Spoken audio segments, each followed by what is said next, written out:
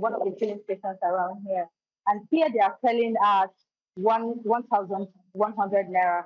But I've gone to other areas as well to make confirmations, and I found out that some prices are going for 1,200 naira, others are going for 185, others are going for 165, and then the least so far that is being sold is at 1,100 naira. And then black markets are selling at 1,400 naira, 1,500 naira in Makurdi here. And as it says, business people are lamenting, Okada riders and drivers are also lamenting about the increase in price because some of them are saying they are buying and they are not making any gains from what they are buying, the money they are making in this war. So I have one of the keke riders with me here who is also going to share a brief experience of what he has experienced so far since the hike happened over 48 hours ago. Please can you come forward, sir? Good afternoon, sir. Good afternoon. Please, what has been your experience since the hike in fuel price? The hike in fuel price is giving us time to patronize our customers because some of the customers are afraid of patronage, which I will take care of. I do work there when they change out. But all these ones that fuel is covered. Customers are different, and some of them want to tell them to be afraid of patronizing. So that is giving us chance to end what we are aiming for. So if it is possible for you to talk to that if they can deduct the price, decrease the price to the level that all the stores can manage to giving us that chance to patronize, and then some other companies are giving us time, like we, taking a fair driver. Me, particularly, taking a fair driver.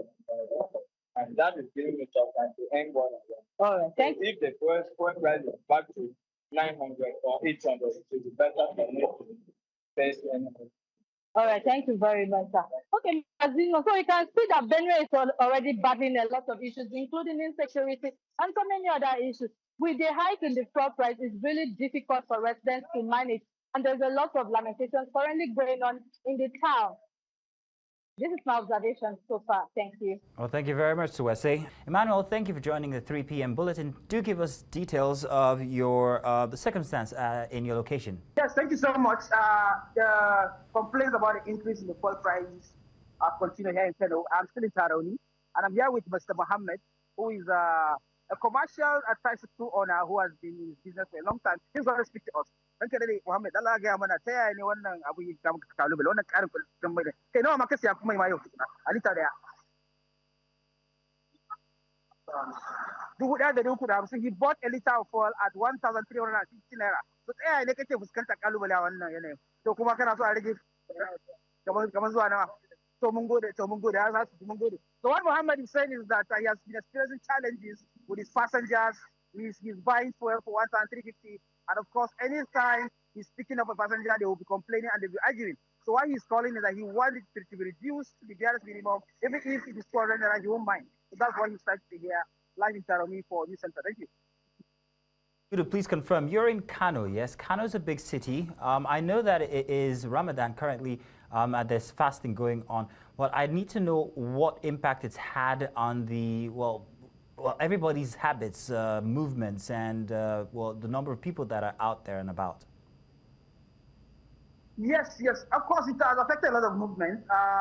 Of course, the major movement here is by the time it's afternoon, you expect to see a lot of people at the grocery stores, at the fruits markets. Of course, we have a very popular fruit market here called Enlemu, where you find different fruits. But of course, this is the route that actually leads to the area. You can discover that you can see that the place is actually scanty. Normally, by when it's this time, you see them going down, to get fruits. But of course, the movement has been, very, very low compared to last year.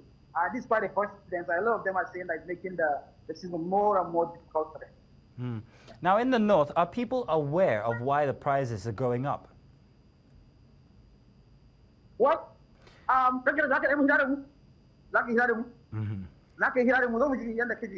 have a gentleman here who wants to, say one or two things.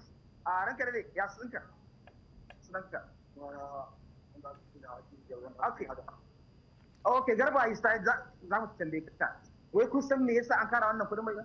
wallahi wasu da yanzu ma su ba da gabata da muna hawa sun yi wani yanzu da aiki da Allah da nan wani su da gari muna da wani a cikin da kalfon da Allah wajen da kuma ma da annabi kudin mai wasan hare su da mu akan fashin da ina hawa da gyaran da su ne da gabata ya kai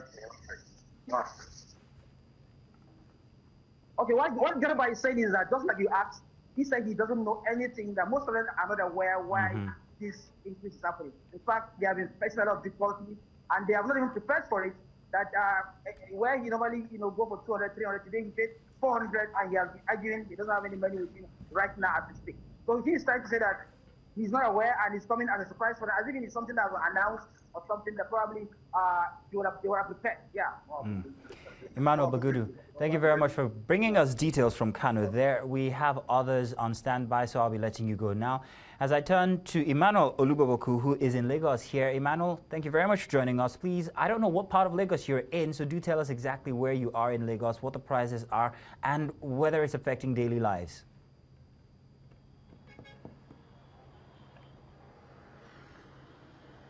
All right, very good afternoon. I'm presently here at Ojo. I just left Lasu and I'm here at Ojo. At the particular filling station, I just passed one, but the price tag so far around here is around 1,200. Although that was one I saw was 1,250, another one I saw 1,220. But right here we are seeing that this one is 1,200 NNPC selling, and though there are no queues, people just walk in there and get their fills and leave. And I have someone here who's going to talk about how he feels and how his ordeal about the price here, how he's feeling and how it's affecting him. So, very good afternoon, sir. Good afternoon. Your name, sir? My name is Oluwatomise Kafu.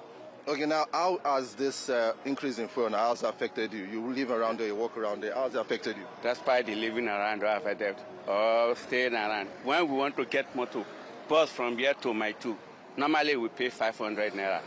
But by now we are paying 800, 900 naira to my two. And from here to my two, normally before the increase of fuel, we normally pay 200, 150. But by now, we are just getting it for two skyrocket. We can't even say because it's not easy. This time around, once you make small money, you use the money to buy something that you can't even say, because what you buy 200 today, by tomorrow or next tomorrow you buy 250, 300. And look at the cost of fuel now, make everything to skyrocket. Everything have already cost now. So we are not finding it easy at all. All right, thank you very much, sir. So that is applied to a resident over here who's talking about the increase in fare. A price of something of what does 200 or 150 now. He said, the transport is now around 600, 700. And this is the price, because even this morning when I had a conversation with some persons also, they are also saying the same thing. Transportation has gone up. Passengers are not willing to pay the fare again. They prefer to stay back at home and not to go anywhere. Businesses are almost crumbling because of this. They are open now. The entire thing they are praying for is something must be done. The government should do something to assist the masses, despite the fact they are campaigning and everything, but they are just praying that the government should do something so that this fuel price here from 1,200 will be able to come down to something that they can afford and life will be easy for them.